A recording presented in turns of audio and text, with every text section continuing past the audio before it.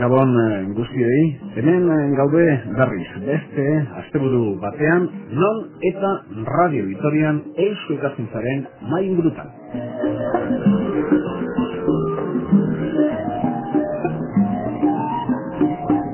Muy buenas noches, bienvenidos una vez más a las mesas redondas, a las tertulias de Eusko Ikaskuntza, Sociedad de Estudios Vascos en Radio Vitoria. Hoy les vamos a hablar de los bosques de Euskal Herria, el bosque en la historia de Euskal Herria. Para ello estamos con tres invitados, dos de ellos en Vitoria-Gasteiz, en nuestros estudios del centro de la capital alavesa, y el tercer invitado en los estudios de Euskadi Ratia en Donostia. Vamos con las presentaciones porque a mi derecha está Guillermo Meaza. Guillermo es catedrático de Geografía Física de la Universidad del País Vasco, especialidad Biogeografía, Geografía de la Vegetación, autor de cantidad de libros, artículos y trabajos sobre metodología de estudio de la vegetación y sobre la vegetación de Euskal Herria y áreas cercanas. Director de varios proyectos de investigación sobre diagnóstico y valoración de la vegetación cara a la gestión territorial.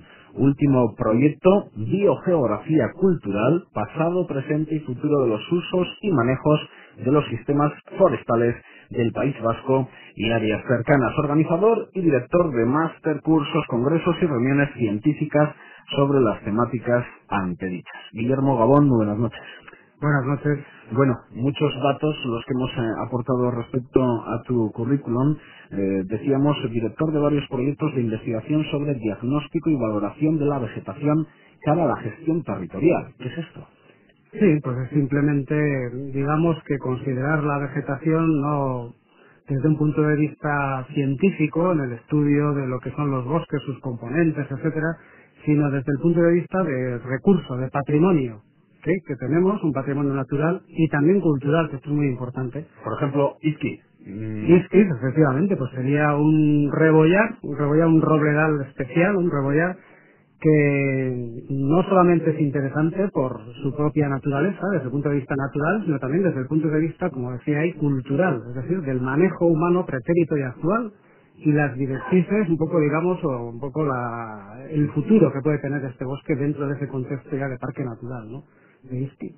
Entonces, de lo que se trata es de estudiar estos recursos, en este caso los bosques, que son, como todos sabemos, cada vez pues que existen o que perviven cada vez en menores cantidades, aunque esto también habrá que matizar un poco más adelante. Seguimos con las presentaciones porque a mi izquierda está María José Iriarte, doctora en prehistoria con una tesis doctoral sobre la historia de la vegetación en la prehistoria vasca. Actualmente profesora de prehistoria en la Universidad del País Vasco y colaboradora habitual de la Sociedad de Ciencias Aranzadi y Eusko Ikaskuntza. María José Iriarte, Gabón, muy buenas noches. Buenas noches. Yo no sé si a la pregunta que te voy a hacer hay respuesta, pero físicamente en lo que vemos ha cambiado mucho el panorama actual con el que teníamos hace siglos y miles de siglos respecto a los bosques. Bueno, los bosques, como elementos que son del mundo vegetal, han ido cambiando a lo largo de la historia. Evidentemente, el primer factor que ha influido en ese cambio ha sido el factor climático. En función de las diversas evoluciones y los diversos cambios en la climatología, pues eso ha hecho que la vegetación haya ido cambiando en su adaptación al medio ambiente que había en el momento. Luego ya habrá un momento crucial en la historia de los bosques, que es cuando ya el hombre interviene de forma, digamos, agresiva por sus propios sistemas económicos en su medio ambiente, y a partir de ese momento ya la evolución de la vegetación ya no se cierne exclusivamente a elementos del medio entorno natural, como puede ser condicionamientos climáticos, etcétera, etcétera, sino que ya también el hombre es el que va a interferir en ese desarrollo. Pero esta agresividad hacia los bosques es una cuestión prácticamente de nuestros días, del último siglo.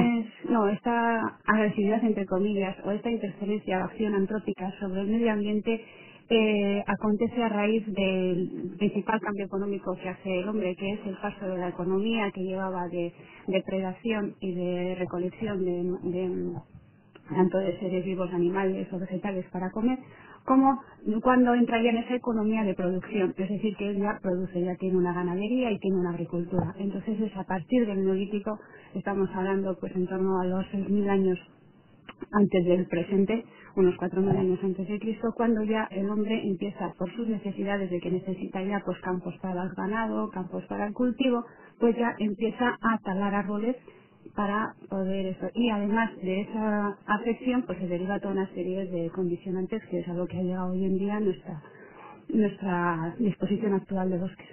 El móvil no le sonaba a Álvaro Aragón, sino a los estudios de Vitoria a Guillermo Meaza. Álvaro Aragón, que nos escucha desde San Sebastián, no pasa nada. La radio no es nada seria en ese sentido y los móviles suenan hasta la iglesia hoy en día. Álvaro Aragón, que nos escucha desde San Sebastián, doctorado en Historia por la Universidad del País Vasco, miembro de Eusko Ikaskuntza, Sociedad de Estudios Vascos, de la Sociedad de Ciencias Aranzadi y de la Universidad de Verano de la Universidad del País Vasco. Álvaro, Gabón, muy buenas noches. Hola, Gabón, buenas noches. Bueno, hemos dicho varias cosas sobre tu vida, sobre tu recorrido profesional. Sé que es conocido por muchos, pero explica a nuestros oyentes. Se repite en dos de los casos, tanto en el caso tuyo como en el de Marijose, que sois miembros de la Sociedad de Ciencias Aranzadi. ¿En qué campo trabaja Aranzadi? Bueno, pues básicamente, tiene diferentes apartados Aranzadi. Los principales, digamos, que son las secciones de ciencias naturales y luego está la parte de arqueología. Dentro de la arqueología pues hay diferentes secciones, también subsecciones. Unos dedicados a la arqueología histórica, otros a la paleobotánica, etcétera. Hay diferentes secciones. Y básicamente es eso. Y luego también hay una parte de etnografía, pero bueno, las más renombradas o las que más se conocen son la de ciencias naturales y la de arqueología. Muy bien, como vamos a hablar del pasado de nuestros bosques, bueno será quizás comenzar por el presente, que es la referencia que tenemos visual, la que podemos ver todos. Guillermo, actualmente, si alguien te preguntaría, como es el caso, que te pregunto, qué tipo de bosque tenemos, qué bosque tenemos en Euskal Herria, sé que es muy difícil, dependerá de climas, de zonas. ¿Qué puedes responder respecto a esa pregunta? ¿Qué bosque tenemos? Lo que podríamos empezar al revés. Lo que no tenemos son bosques vírgenes.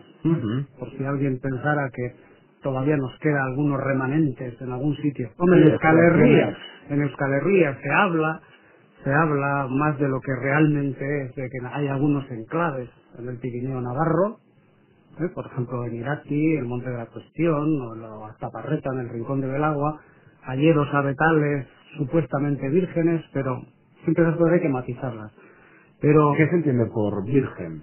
En el sentido de que, bueno, pues de que haya constancia, y si es documental mejor todavía, de que en los últimos siglos, por decir, no sé, de los últimos 2 siglos, por ejemplo, pues no ha habido una intervención, digamos que sistemática, en esos bosques, y por tanto la naturaleza ha podido seguir su curso y están estructurados de una forma totalmente natural. Y son excepciones, Son absolutamente excepciones.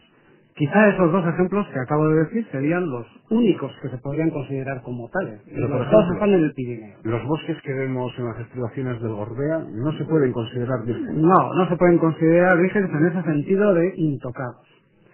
Se pueden considerar, y de hecho son bosques, pero yo conectando con lo que decía antes Marijose Iriarte, es decir, que se le preguntabas tú, pues de hace miles de años, ¿cuál sería el panorama? Yo quería poner simplemente un pequeño ejemplo, ¿no? A cualquiera que se le pregunte los bosques de nuestros montes, y tú acabas de preguntar Gorbea, los hayedos, y parece que los hayedos estuvieran ahí de toda la vida, de siempre, que fueran los bosques originales de Euskal Herria, y muchas leyendas y muchas, en la tradición oral, los hayedos como algo absolutamente autóctono y absolutamente prístino, ¿no? Por decir de alguna forma. Sí, porque decías, virgen, bueno, pues intocable en los últimos 200 años, cuando dabas ejemplos. Pues sí, podemos pensar, ¿no?, que esos hayedos están ahí desde hace 200 años. No, y están desde hace muchísimo más tiempo que hace 200 años. Pero quiero decir que dentro de la historia de la vegetación son, por decir de alguna forma, de anteayer.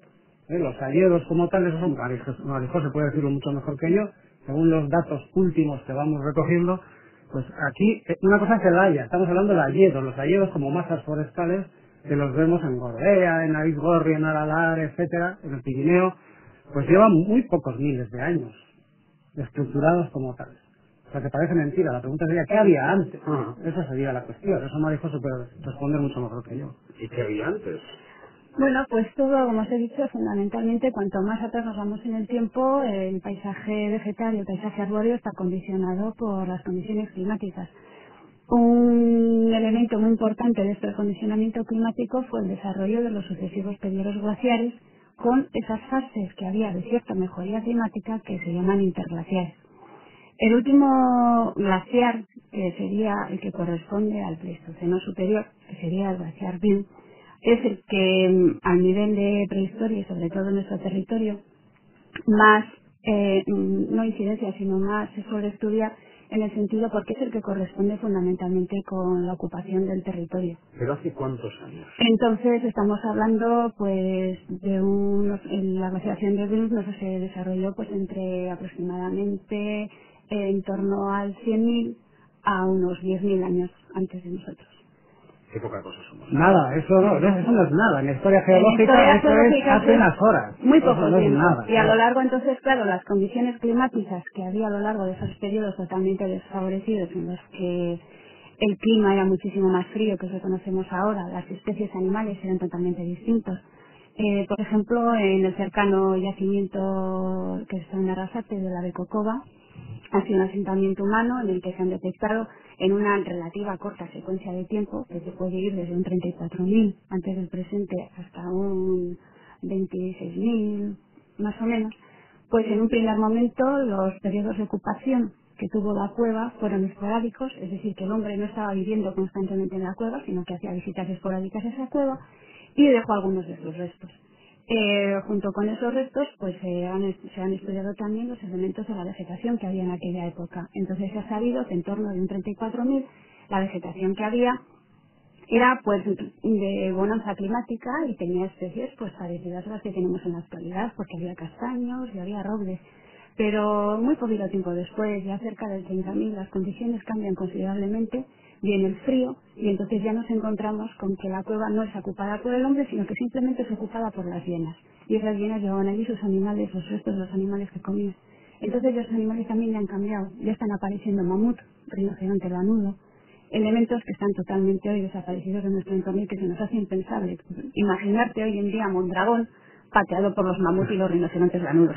Claro, yo además me pongo en el lugar del oyente en este momento y digo, ¿cómo sabe esta chica que hace 34.000, que hace 10.000, que hace no sé cuántos? Enseguida vamos con ello. Pero Álvaro, yo ya mareado, totalmente perdido y diciendo qué poca cosa somos. Hasta nosotros nos mareamos cuando oímos esas cifras, o sea que sí. No, coincido con lo que han dicho, ¿no? Las últimas investigaciones así lo aclaran, ¿no? Que ha habido cambios, a pesar de que nosotros pensamos que no, pues ha habido cambios y bueno, esos cambios han seguido continuamente a lo largo de la historia. A pesar de que nos puedan parecer cambios pues muy pequeños, en su momento son realmente revoluciones, ¿no? Siempre se termina de revolución entre comillas, ¿eh? Porque han supuesto cambios importantes. Y siempre hay que tener en cuenta que el bosque lo que ha ido es evolucionando un poco en función de las necesidades del hombre, ¿eh? En función de las actividades que van predominando en cada momento, el bosque será de una manera o será de otra. Y su explotación pues cambiará en función de eso, ¿no? Yo creo que prácticamente, Guillermo, y te lo agradezco, te lo digo con sinceridad, me estás haciendo la tertulia, porque la pregunta la lanzabas tú. Y bueno, María José Vierte, como sabe lo que aquí pasaba y lo que aquí teníamos hace 34.000 años. Bueno, pues el sistema de conocer lo que pasaba en la vegetación hace tanto tiempo, o incluso muchísimos más años, es gracias a un elemento microscópico, que es el polen. Entonces, las características físicas del polen le permite que se conserve a lo largo del tiempo. Entonces, cuando nosotros, pues lo mismo que pasa hoy en día con las alergias, con los planes que si los mapas que se hacen, que cuando llega la época de alergias te dicen predominio de alergias en esta temporada los que tengan, pues por ejemplo, sobre las gramíneas, o los que tengan alergia a determinado tipo, porque en este momento hay muchísimo polen de este tipo de árbol en la composición del aire. ¿Cómo lo saben? Pues tienen unos captadores aéreos en los que se van pegando los pólenes y luego estudian esos pólenes a qué especies pertenecen. Evidentemente eso pasa continuamente a nuestro alrededor y en aquella época también. Es decir, los pólenes, las plantas para su reproducción utilizan el polen y para que el polen llegue a poder fecundar una flor, lo que hacen es emitirlo. La mayor parte de la forma de que se emita ese polen es a través del viento. Y entonces, evidentemente, nosotros lo que estamos estudiando son los polenes que digamos que fracasaron en su función reproductora porque no alcanzaron ninguna flor. Simplemente se fueron sedimentando en el suelo junto con otro tipo de elementos, que es lo que da pues, los útiles del hombre prehistórico, los animales que comía o restos que pueden quedar de su vida. ¿Y sobre qué restos aparece ese polen? ¿Sobre qué? Entonces lo que se suele hacer es se recoge una fracción de sedimento y luego en el laboratorio, digamos, quitamos todo aquello que no es polen, nos quedamos con el polen y luego en el microscopio vamos determinando qué tipo de especie es. Información que te ofrecen los estudios paleopalinológicos, como se llaman, pues es muy variada. Por un lado te dice las especies vegetales que había, con lo cual te está indicando no solo las arbóreas, sino también las no arbóreas, que muchas veces tienen mucha importancia, porque en estos momentos, por ejemplo, que hablamos de gran rigurosidad climática, pues evidentemente el avellano y el robledal ya no estaban en Mondragón. O sea, ya teníamos un paisaje abierto con muy poca presencia, pues por ejemplo, de elementos más característicos del frío, como puede ser el pino. Entonces, nos da una información directa de las especies que había. También se pueden sacar evoluciones a nivel de cambios climáticos, de lo que ha ido sucediendo, y asimismo la interpretación de los resultados también nos pueden aportar información sobre cómo el hombre utilizaba ese medio ambiente. Evidentemente en este periodo de glaciaciones, y de esto fundamentalmente que corresponde con el periodo del paleolítico del hombre, pues ahí el hombre simplemente su actividad económica se dedicaba pues a la caza y a la recolección de frutos vegetales. O frutos vegetales o especies vegetales, que es lo que comía. ¿Qué problema hay? Que, claro, se conservan muchísimo mejor en un yacimiento arqueológico, en un sedimento, se conserva muchísimo mejor lo que son los restos de fauna que evidentemente los restos vegetales. Para que los restos vegetales se nos conserven hasta hoy en día, tiene que haber, o en el propio yacimiento, unas condiciones muy excepcionales, tipo turberas o sedimentos lacustres que permiten que se conservan esos restos, o que haya un proceso de quema y entonces se conserva. En esos casos hay otro tipo de estudios que se hacen, que suele ser el estudio de los fragmentos de madera quemada y luego el estudio de los restos de los frutos. ¿Y alguien se puede atrever o tiene alguna posibilidad científica de decir qué puede ocurrir de aquí a otros tantos miles de años? Pues eso ya no se puede, y evidentemente por lo que hemos comentado hoy en día, porque a dónde vamos a llegar nosotros con nuestra interferencia en el medio ambiente es muy difícil. Los cambios climáticos hasta ahora han ido siguiendo una especie de ciclicidad. Ha habido varias glaciaciones y entre glaciación y glaciación ha habido unos periodos de mesoría que son los interglaciares. Nosotros ahora, los que he comentado, estamos hablando de la glaciación gris, que ha sido la última que ha habido y que hace unos 10.000 años pues acabó. Nosotros ahora estamos viviendo en un interglaciar, en una fase de mejoría climática, evidente. ¿Van a volver los mamuts? Entonces, en teoría, y como ha ido hasta ahora el régimen climático, hombre, pues en un futuro podría venir otra glaciación. ¿Qué ocurre? Que como nosotros estamos alterando tanto el tema, estamos generando una serie de procesos que ya no somos capaces de ver cómo va a responder la naturaleza a esa situación. Todo el tema pues del deshielo de ahora, el ozono, los agujeros, todo ese tipo de cosas. Álvaro, yo no sé si esto lo vamos a salvar con un buen zorro polar. No lo sé. No, la verdad es que, hombre, yo en ese tema, en cuanto a la repercusión del hombre en la naturaleza, no sé, siempre he sido un poco precavido, porque en realidad los datos que se tienen sobre la repercusión en la capa de ozono, etcétera, son muy recientes. Entonces es un poco lo que decía Marijosa, ¿no? Que ahora estamos en un periodo interglaciar y estos cambios no sabemos muy bien si responden a aspectos cíclicos o suponen realmente o están, digamos que es la repercusión del hombre con su acción la que los está generando. Entonces, yo siempre he tenido, no soy ningún experto en el tema, pero siempre que he oído hablar de que si la capa de ozono, etcétera, Escéptico. siempre he sido un poco escéptico, sí, un poco, no sé, un poco reticente, porque no, los estudios que se han hecho, pues, bueno, me podrán corregir mis compañeros, pero creo que como muchos se remontan pues a 50, 60 años, 70, no lo sé exactamente, en este siglo. Entonces, con ese tipo de estudios, realmente hasta dónde se puede llegar, ¿no? ¿Qué conclusión se pueden sacar? No, tienes razón, efectivamente. Bueno, una cosa está clara, el hombre es el último llegado, digamos, el último comensal o el último participante o actor de este teatro de la naturaleza, y es el que realmente está alterando con más, digamos, con más fuerza toda esta cuestión de los cambios en el paisaje vegetal. Pero una cosa hay que tenerla muy en cuenta, y es que nosotros contemplamos esos cambios a nuestra escala. Es decir, nos hace difícil comprender que haya podido haber otros cambios anteriormente, cómo es posible reconocerlos, y de hecho los cambios que está produciendo el hombre son muy importantes. No estoy hablando a nivel climático, todo eso pueden discutir evidentemente, y tenemos compañeros nuestros también climatólogos que son tan o más escépticos que nuestro Álvaro, nuestro compañero de San Sebastián, sino que,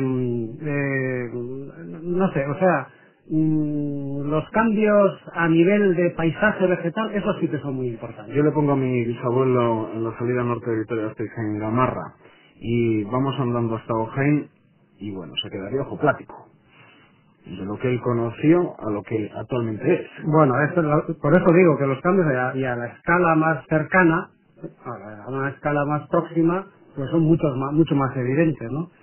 Sí, pero de lo que decías tú, de lo que él conoció a lo que hay ahora. Si te refieres sobre todo a cambios que ha habido de deforestación o de lo que había y ahora no hay. Pero ya, pero también es importante hablar del caso contrario. En zonas, y eso lo puede conocer muy bien tu propio abuelo o familia o gente ya mayor, en zonas de despoblación el bosque está avanzando a una velocidad de vértigo. O sea, en fotos aéreas de hace 30 años, 40 años que las tenemos, fotos aéreas donde vemos que gran cantidad de laderas están totalmente abancaladas, estaban totalmente aterrazadas para cultivarlas, y de hecho se cultivaban. Pues hoy día, en esas zonas lo que ves es un bosque perfectamente constituido que no tiene una antigüedad muy allá de esos 30, 40 años desde que se empezó el abandono, pero que prácticamente establece una continuidad con los bosques más antiguos y no se nota ya. Ya que ha habido una cercanos, los tenemos aquí cerquita, pero muchísimos. Por ejemplo, qué sé yo, pues en toda la zona por poner un ejemplo, alrededor de todo lo que es la zona media de Álava, o de Maeztu, o de Campezo, toda esa zona, y aquí mismo también, los cerros que delimitan la llanada alavesa, tanto al norte hacia Izgorri, Urquilla, etcétera, como hacia el sur, hacia Iturrieta, pues se ve perfectamente que hace en fotos muy antiguas, se ve perfectamente que las huertas, los campos de cultivo, etcétera, los pastizales llegaban mucho más altos en la actualidad, y todo eso se ha ido cubriendo de bosque. O sea que es el juego entre lo que tú decías, en ciertas zonas concentradas donde están las vías de comunicación, las urbanizaciones, etcétera, la deforestación, y en otras zonas en cambio lo contrario, la deforestación. Doy el ejemplo de Álava porque es lo que tenemos más cercano desde Radio Vitoria, pero qué decir del Alto Eva, por ejemplo, ¿no? Todas esas cuencas, los cambios. Sí, desde luego que también en la zona atlántica. Nuestro compañero de San Sebastián seguro que puede dar más datos de no, eso. siempre hay un poco la idea de que, digamos, ahora, pues todo el proceso de industrialización que ha habido, etcétera, pues el impacto humano ha sido mayor, ¿no? Y que eso, bueno, pues ha revertido, por ejemplo, en una masa forestal inferior a la que había. Pero eso es una idea equivocada en realidad. Ahora seguramente hay más superficie forestal que, por ejemplo, a finales del siglo XVIII. Eso con los datos que es... A pesar, por ejemplo, del caso alavés y la agricultura extensiva. Sí, bueno, aunque no parezca, el caso atlántico y el caso, digamos, podríamos llamarlo mediterráneo, tiene ciertas diferencias. No vamos a generalizar, pero sí, yo creo que que también en el caso de Álava, el hecho de que se hayan abandonado ciertas zonas agrícolas, pues eso ha favorecido que los bosques se hayan expandido. Y en el caso, por ejemplo, de Guipúzcoa, que es yo el que más conozco, pues la verdad es que se puede decir que la superficie guipuzcoana en el siglo XVIII pues estaba ampliamente deforestada y que hoy día incluso hay muchos más bosques que en la época. Sí, en la zona cantábrica hay documentación más que abundante de esto. A sí. finales del 19, principios del 20, los bosques estaban pelados. Sí. Absolutamente Hay fotos, pelados. incluso se puede ver fotos, por ejemplo, me acuerdo ahora mismo de una foto que hay sobre Igueldo, de San Sebastián, y se ve que está el bosque completamente pelado. Se ve la torre antigua, está todo completamente pelado. Y hoy día vas a esa zona y ves que está todo lleno de bosque. Ahora, yo creo que una cosa es importante. Una cosa es hablar de las zonas forestadas. O sea, quiero decir que hoy día hay una superficie forestada muchísimo mayor, teniendo muy en cuenta que en las zonas, digamos, los dos territorios atlánticos, las reforestaciones o plantaciones forestales, o incluso, hablando con más propiedad, cultivos forestales, han ocupado, como todos sabemos, muchísimas hectáreas. Coníferas. No solo eucaliptos y otros tipos, ¿no?, de plantaciones. Bueno, pero fundamentalmente, efectivamente, coníferas y eucaliptales. Eucaliptales más en la zona vizcaína, zona más templada. Pero, claro, eso también son zonas forestadas. Lo que pasa es que yo creo que hoy estábamos hablando aquí de los bosques naturales, ¿no?, por decir de alguna manera. Porque estos no son bosques, son cultivos forestales. Yo también quiero hacer inciso de lo que se está hablando ahora, de que cuando se abandonan los campos de cultivo, pues se recupera el bosque, etcétera. Hay incluso ejemplos a nivel de prehistoria. Por ejemplo, Yo no sé si puede ser un ejemplo, pero la zona de Valderejo son pueblos abandonados, desaparecen los agricultores porque los pueblos pierden vida y aquello se convierte en un parque natural donde pues en muchas zonas no se puede plantar ni nada. Por ejemplo, lo que hablábamos de la diferencia de paisajes, un caso quizás espectacular en ese sentido sería el de las Bardenas Reales, que también conoce muy bien Guillermo Miaza. Entonces, en un momento dado, en lo que culturalmente llamamos bronce medio, estamos hablando de unos 3.500 años desde el presente, hoy en día. Después de lo dicho ayer. Resulta que, bueno, pues fue una zona que estuvo intensamente habitada por el ser humano. Hoy en día, pues no parece que sea más propicia por tal y como la conocemos, porque las condiciones climáticas pues la han derivado a lo que es. Entonces, en los estudios que se han hecho del paisaje de esta zona, se sabe, bueno, que el paisaje era similar al actual en el sentido de que tenían bosques pues de tipo mediterráneo, pues con encina, Pinus alepensis, etcétera, etcétera, pero evidentemente también estaba afectado por el hombre, y el hombre también tenía sus campos agrícolas en aquella época. Hay un caso muy bonito que es el del poblado de Puigávila, en el cual se pudieron recoger muestras de antes del asentamiento humano, de la construcción del poblado, durante el poblado y después de. Entonces se ve como antes del poblado pues había un determinado paisaje natural, según el hombre ya instala el poblado, cómo retrocede el porcentaje de polen arbóreo, es decir, que la masa forestal se ve mermada.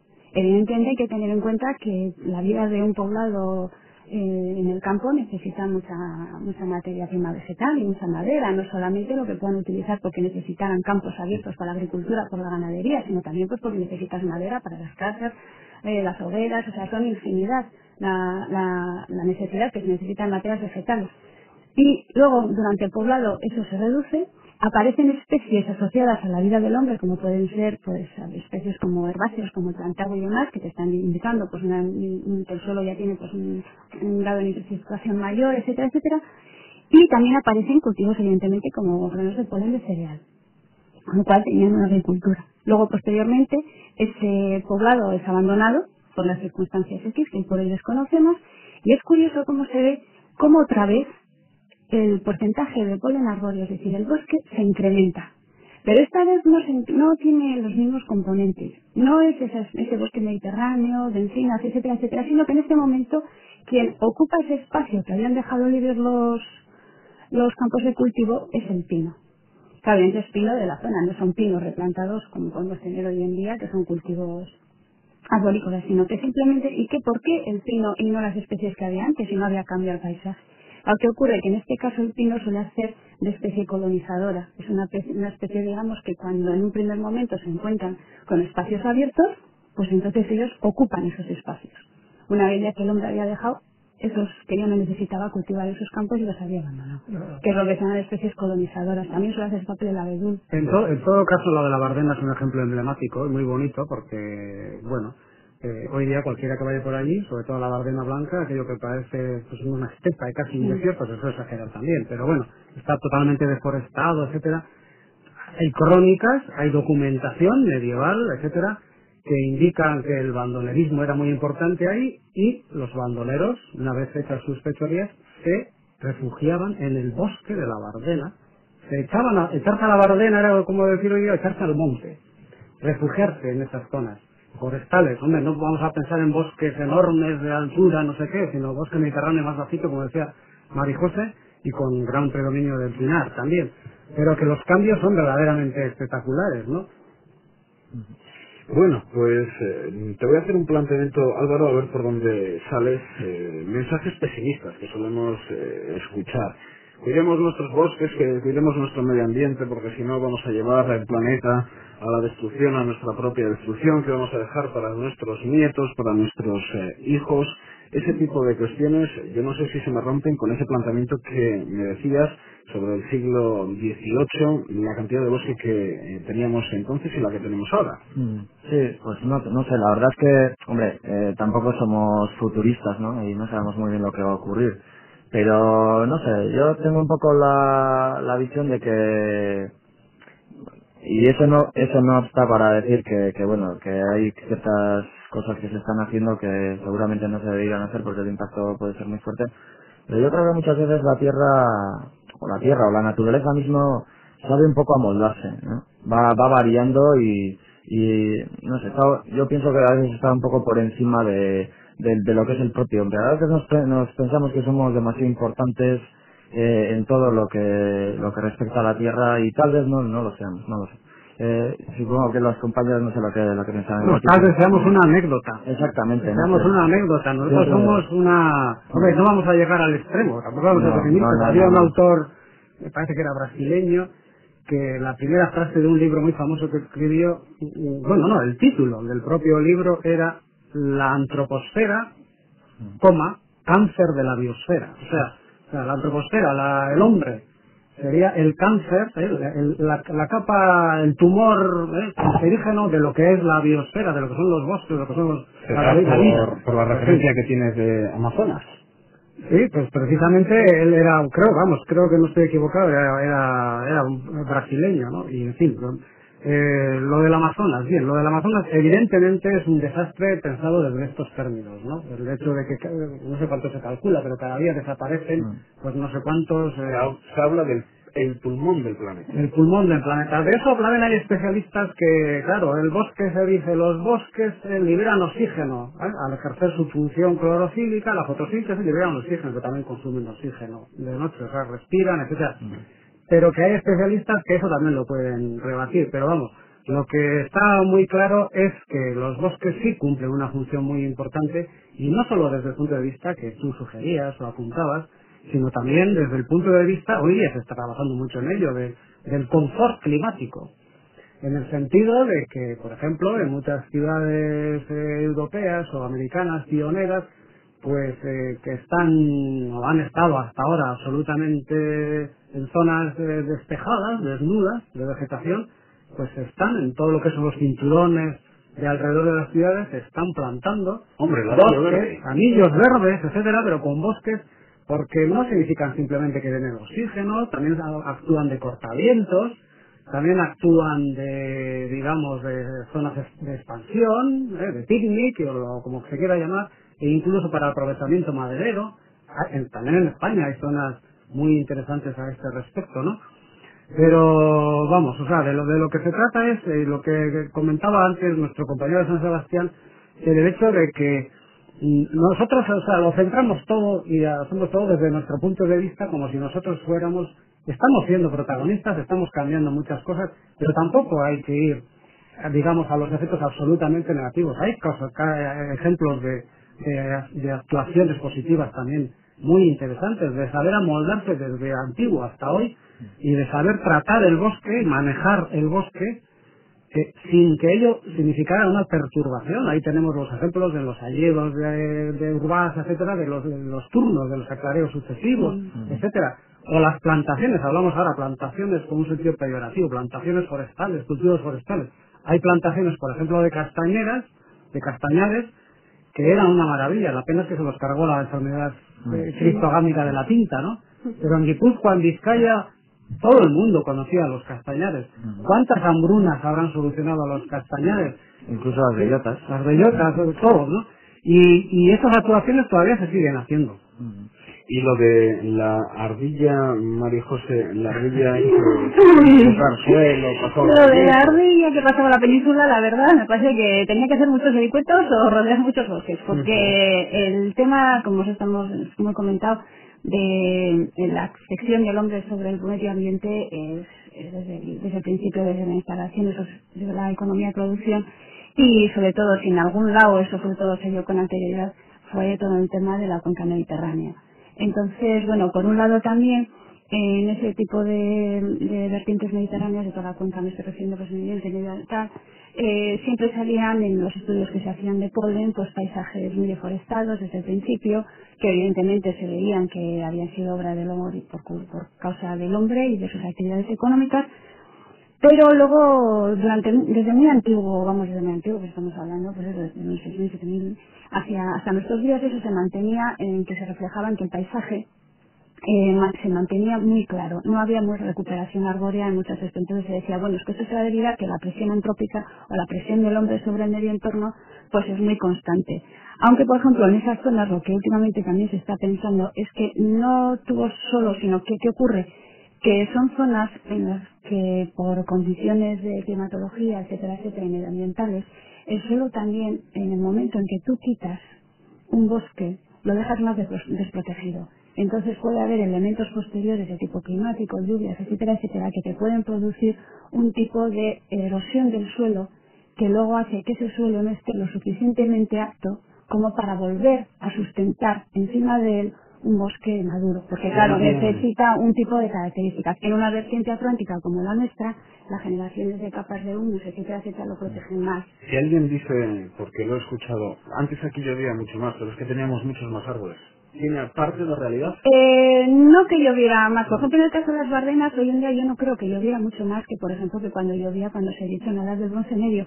Lo que sí es posiblemente que la cantidad de agua que caiga, pues igual caiga de una forma un poco distinta a la de hoy en día. Porque otra característica de la que se encuentra, por ejemplo, en estos análisis estoy hablando de hace 3.500 años en las Ardenas reales, es que había vegetación de ribera. Es decir, que había lisos, había llanos, especies que es totalmente impensables en esa zona. Es un dato muy interesante.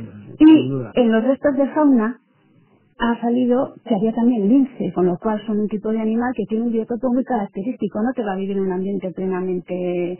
Y por ejemplo, dentro de la economía de ganadera que tenían los habitantes de esos poblados, curiosamente, un peso muy importante de la ganadería estaba sobre el ganado bovino, es decir, sobre las vacas. Entonces, quizás no fuera tanto en que lloviera más que ahora en ese momento, sino que quizás fueran más regulares, porque por ejemplo ciertas especies de las que aparecen en este bosque de ribera pues se pueden aguantar más periodos de grandes sequías, como se puede producir hoy en día. Entonces había un régimen en el que el curso de agua, aunque hubiera sus procesos de sequía y en verano en algunos momentos pues igual se secaran los ríos y tal, pero sería bastante discutible. No, y además como había más capa de suelo, y al haber más capa de suelo, de agua, y entonces es todo. Había más acumulación de agua en el suelo y por tanto el ambiente era más húmedo y más adaptado a ciertos tipos de especies. Eso es muy interesante darse cuenta de que por actuaciones humanas o naturales que hayan supuesto pérdida erosiva de suelos, de la tierra que se va con las lluvias o lo que sea, pues por un abuso excesivo del pastoreo en las montañas o de agrícola o lo que sea, que ha dejado desprotegido el suelo y la erosión se lo ha llevado, pues cuando se abandona eso, el tipo de bosque que aparece es distinto del que había originalmente. Si antes había roble, por ejemplo, y después aparece la encina. ¿Cuál es la explicación a esto? El roble es más exigente en agua, en el suelo, pero ese suelo ha ido poco a poco mermando, hay menos capacidad de retención de agua, y eso ya el roble no lo puede soportar, no se puede reinstalar ahí. Sí se puede reinstalar la encina, porque la encina es mucho más sobria, necesita mucha menos agua. Entonces, en lugares donde correspondería haber robledales o quejigales o lo que sea, aparecen, no, en Álava se ve de una forma estupenda. Bueno, que Álava y en Vizcaya. Y también los encinares cantábricos famosos que se están estudiando tanto, efectivamente, que se están estudiando tanto, y desde el punto de vista eso, de los pólenes y de los carbones, etcétera, se está viendo claramente que están muy relacionados con la expansión de la actividad humana y con la pérdida de los suelos. Entonces, por eso aparecen más y se desarrollan más y ocupan laderas mucho más importantes las encinas de lo que por el clima le correspondería. O sea que esa explicación también es importante, ¿no? Tenerla en cuenta. De todo lo comentado, una de las cuestiones que más me impresionan, por ejemplo, si cogemos el coche y subimos el puerto de Herrera por la ladera norte de la Sierra de Cantabria, pensamos, bueno, pues la vegetación aquí habrá sido más o menos parecida. Hace 2000 años, hace 10.000, hace 20.000, hace 25.000. No, como nos decía antes María José. Pero ¿cuándo se produce el cambio? ¿Cuándo nos podemos encontrar con una realidad similar a la que podemos ver hoy en día? Una realidad similar a la que podemos ver en día se empieza a ver a partir de la entrada en el interglaciar en el que estamos. Ya a partir de ese interglaciar, que es lo que se denomina Holoceno, poco a poco, una vez que se acaba el periodo glaciar del Bird que hemos comentado a partir de los 10.000 años, poco a poco, cuando empiezan a cambiar las mejorías climáticas, entonces las especies arbóreas que estaban refugiadas, que se habían ido de esta zona que estaba tan cubierta por el frío, empiezan otra vez a recuperar territorio y empiezan a expandirse. Y entonces progresivamente ya, pues a partir ya de del 9.000, etcétera, etcétera, ya empezamos a ver que ya en todo nuestro territorio, pues uniéndonos a Navarra y a la Comunidad Autónoma Vasca, pues vamos viendo cómo pues ya tenemos haya, el haya ya está presente, también tenemos castaños, empieza ya fundamentalmente la expansión también del roble y del avellano, y ya llegar a un punto que está en torno a los 6.000 años antes del presente, que es lo que se suele llamar el óptimo climático, que es dentro del periodo interglaciar el momento en que las condiciones climáticas fueron mejores, eran mejores que hoy en día. Y en ese momento de óptimo climático es cuando en teoría se produce la mayor expansión del bosque por causas naturales, es decir, por propio desarrollo y evolución de las especies arbóreas. Evidentemente, más o menos, fundamentalmente en la vertiente atlántica era el tipo de bosque era el que hoy conocemos hoy día, lo que es el robledal, dando lugar a todas sus variaciones, pues tanto como el bosque mixto, de robles con fresnos, abedules, con abedules con olmos, etcétera, etcétera. Y luego, pues ya posteriormente a ese óptimo climático, empieza un poco, menos las condiciones no más perjudiciales ni peores climáticamente, pero en los que cambian los regímenes de precipitación, ya se observan unas fases en las que hay pues más humedad y más, y en esos análisis que se han hecho a lo largo de toda la geografía de yacimientos y de depósitos que no tienen por qué ser yacimientos arqueológicos como pueden ser turberas, etcétera, se ha podido saber que ya más o menos el paisaje corresponde a lo que hoy en día más o menos nos podemos encontrar. Hay que tener en cuenta que en este sentido tenemos una gran suerte en nuestra comunidad, y es que tal y como tenemos las barreras, la disposición de las barreras montañosas, pues nos permite tener una variabilidad de paisajes muy importantes. Subimos al puerto de Herrera, miramos a la otra ladera. Tienes un hayedo. Claro, ¿qué ocurre? Que la Sierra de Cantabria es la última barrera. Entonces ya cuando pasas hacia el sur ya te encuentras con un ambiente totalmente de características de clima mediterráneo, con lo cual la vegetación se adapta a eso. Ahí se ha realizado... Aquí veis con un mensaje de presión por parte del ser humano. No, la presión total. Hombre, me imagino que si uno mira desde el balcón de La Rioja, que así se conoce ese balcón que vemos en el puerto de Herrera, no sé, habrá cambiado físicamente en Rioja Alavesa, se ve la otra parte de La Rioja pues también. Los análisis así más antiguos que hay en esa zona corresponden culturalmente ya a partir, pues en dataciones que estamos hablando desde el Neolítico en esta zona. Por ejemplo, el yacimiento de Peñalarga, en el abrigo Peñalarga, el poblado de La Hoya, que es un poblado al aire libre, y la vegetación que se manifestaba era similar a la de hoy en día. En él se refleja un ambiente mediterráneo y también se reflejan especies que evidentemente se desarrollaban en el lado norte de la Sierra de Cantabria, pero que el viento nos ha aportado, como pueden ser robles o demás, pero evidentemente el paisaje en ese lado era plenamente mediterráneo. con lo cual no ha habido excesivos grandes cambios. Si puede haber más en función, como hemos visto en caso de las Ardenas, pues igual de las variaciones de humedad, pues regímenes climáticos distintos de lluvia, etcétera, etcétera. Pues un mensaje de tranquilidad, porque si la presión que ejercemos, a veces se pueden cometer fallos, pero no estamos marcando el futuro del planeta, o por lo menos es lo que he entendido de las palabras de algunos de nuestros contertulios. Y no sé, tampoco ha habido ningún tipo de crítica a lo largo de estos minutos hacia la administración y diferentes actuaciones. Que yo poco por protestar de la administración de la edad del bronce. Pero bueno, siempre como es un tema que tratas, puede en algún momento...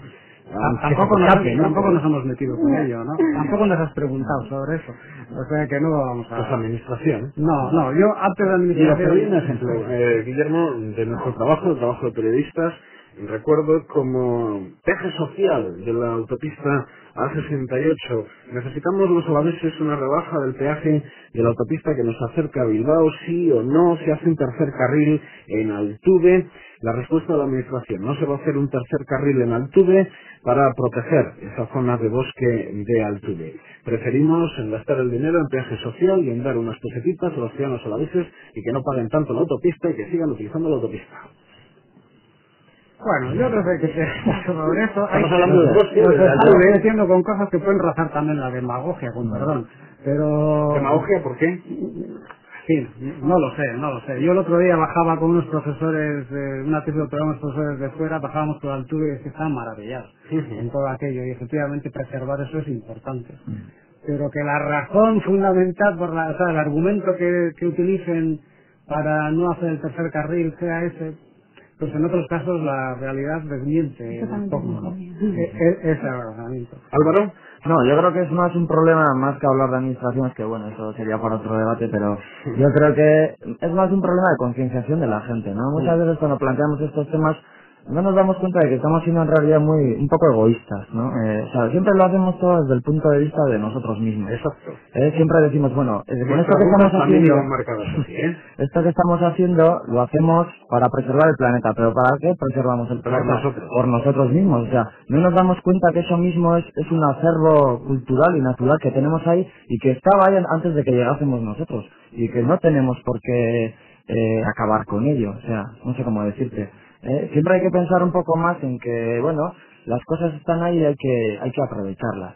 Pero yo creo que hay una cosa muy importante a este respecto también, y es que siempre tenemos esa idea de que lo natural vale más, por decir, vale entre comillas, que lo antropizado, lo humanizado, lo que está tocado por la mano del hombre. Hombre, si uno estudia un poco realmente el estado de nuestros bosques, la estructura, cómo está organizado el bosque, etcétera, es muy importante. O sea, dentro de ese patrimonio que decía yo antes, queremos conservar un patrimonio para nosotros, para nuestros hijos, hay que gestionar bien el bosque, no solo por sus valores naturales, sino también culturales. Por eso decía, culturales. Los bosques nos dan mucha información de cómo fue el manejo pretérito, de lo que fue la sociedad, porque hasta el siglo XIX prácticamente, que es cuando empiezan a expandirse las grandes ciudades como Londres, París, Madrid, realmente la sociedad era una sociedad rural.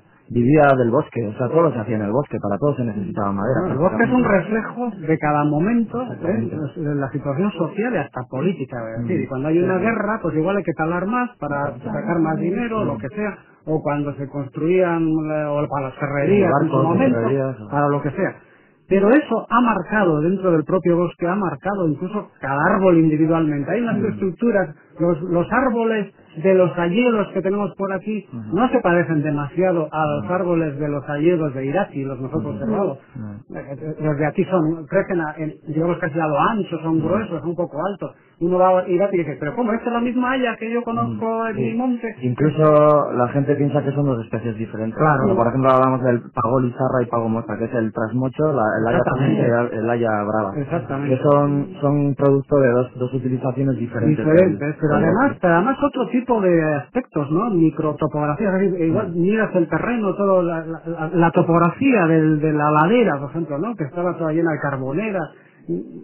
O sea, digamos un poco testimonios, reliquias de los antiguos usos que quedan hoy día, y todo eso es un patrimonio también. Es un patrimonio cultural que también hay que conservar. Hay otro ejemplo, a raíz de las carboneras que me has recordado, hay otro ejemplo, por ejemplo, en las encartaciones, el poblado del Sobetayo, Tiene un poblado, es un poblado del Calcolítico inicial, entonces estamos hablando también pues en torno pues a los 4.000 años, etcétera, y resulta que allí, bueno, pues se asentó una gente, entonces, bueno, ocupó el territorio, etcétera. Y luego, en época medieval, muy cerca, por no decir a 20 metros donde en su día había habido este poblado del Calcolítico, se estableció una ferrería. Entonces coincidió que tanto en el yacimiento arqueológico prehistórico como en el de medieval, pues han hecho análisis de restos vegetales. Entonces, por un lado, pues estudiado los polenes, y otras personas han estudiado los restos de madera quemada pues encontradas con respecto a en torno a los hogares. Claro, ¿qué ocurre? Que, claro, cuando se conserva madera quemada, fundamentalmente corresponde a los hogares. Y claro, como todos sabemos, claro, el hombre ha elegido siempre, según cuáles han sido sus intereses, o qué tipo de fuego quería, o según qué disponibilidad tenía en el medio ambiente, pues la madera para quemar. Con lo cual, la información que da ese tipo de estudios antropológicos es fundamentalmente más la madera ya seleccionada por el hombre. No es como en el caso del polen, que ahí lo que está recogiendo es una lluvia polínica de forma natural. Entonces, en la época prehistórica, ahí me salió una vegetación en el que ya el haya ya tenía una presencia bastante importante de un 15%, unas curvas continuas de polen de este tipo de especies, con lo cual quiere decir que estaba plenamente asentada en el territorio.